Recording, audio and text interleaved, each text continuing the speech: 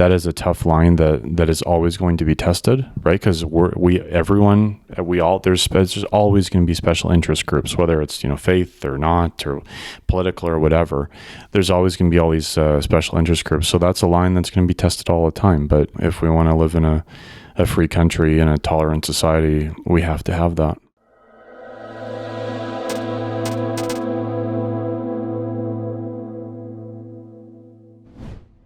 Yes, with atheism, you're right.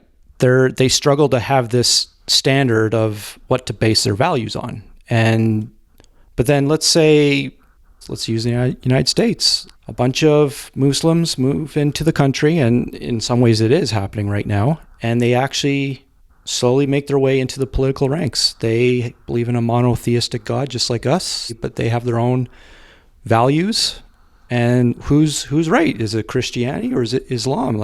Well, then you're going to start looking at it is because if that happens, if you have another group of people like that move in, be it Muslims, be it Buddhists, be it Sikhs, there are so many different. Let's go with Muslims because they are the second largest religious group in the world. And they're growing quite fast. Yeah, they're having a lot more babies than Christians are. Let's put it that way. Yes.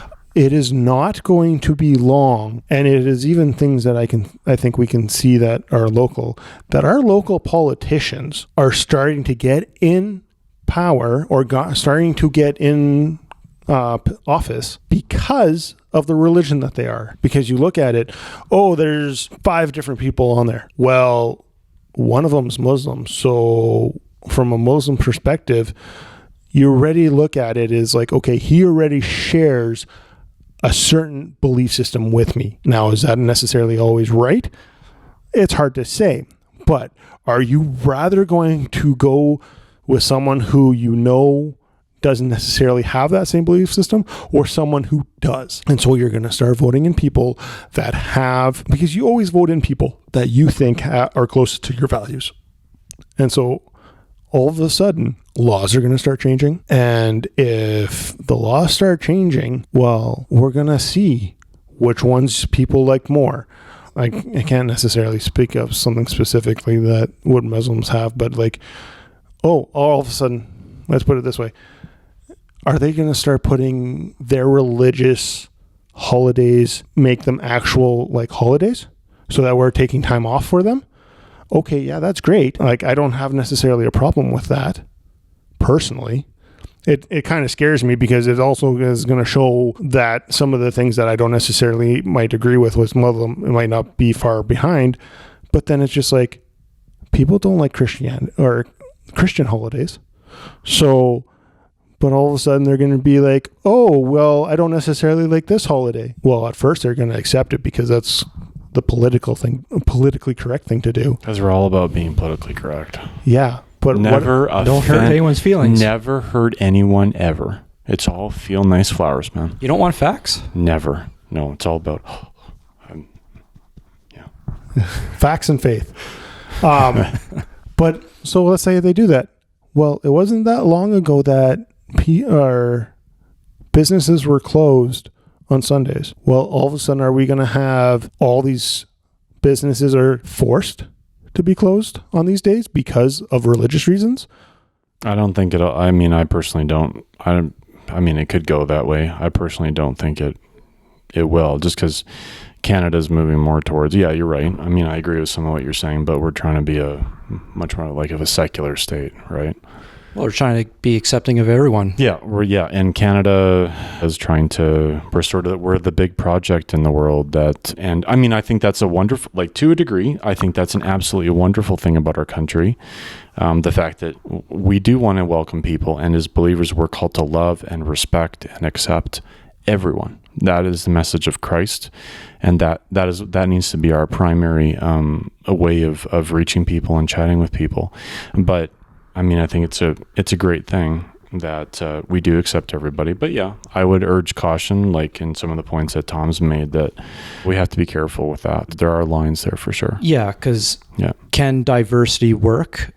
Perhaps. And like you were alluding to, we are, I guess, the guinea pig. We're the project where, we are the most diverse nation in the world. Can it work? Perhaps, but still a country needs to be governed. And this is where, when you have a political system, can you please everyone?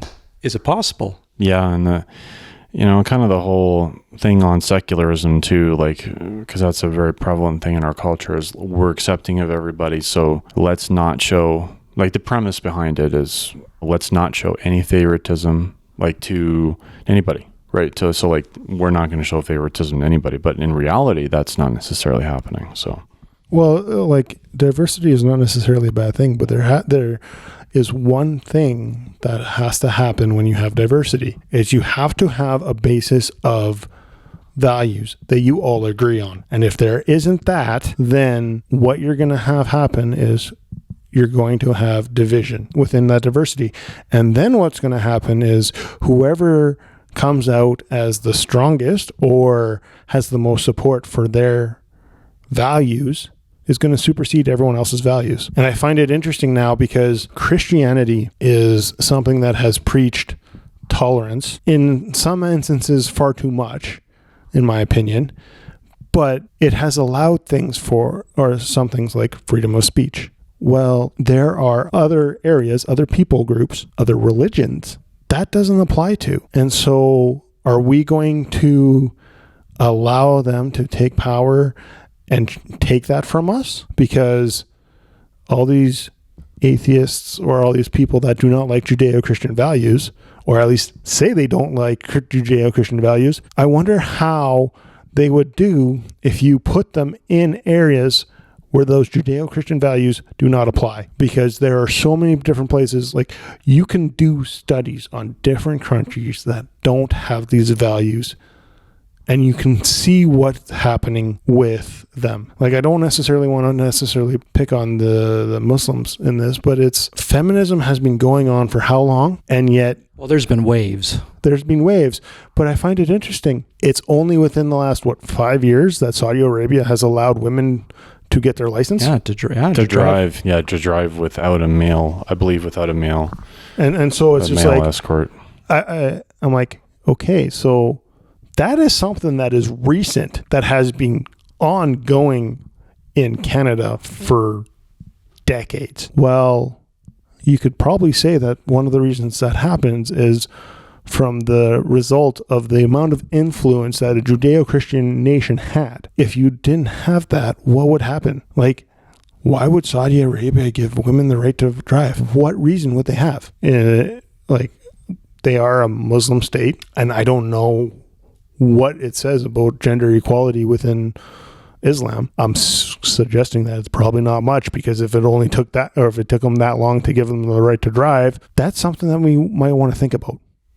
It's quite the dichotomy. It really is, because I think we all agree there is absolutely nothing wrong with diversity. Nothing. It's under the framework. I just don't think our leaders, and whoever our leader is going to please everyone. You're going to upset somebody. There's just no way around it. Diversity definitely has advantages. It also has disadvantages. We have to have a level playing field for everybody. That is a tough line that is always going to be tested, right? Because there's always going to be special interest groups, whether it's faith or not, or political or whatever. There's always going to be all these special interest groups. So that's a line that's going to be tested all the time. But if we want to live in a free country and a tolerant society, we have to have that.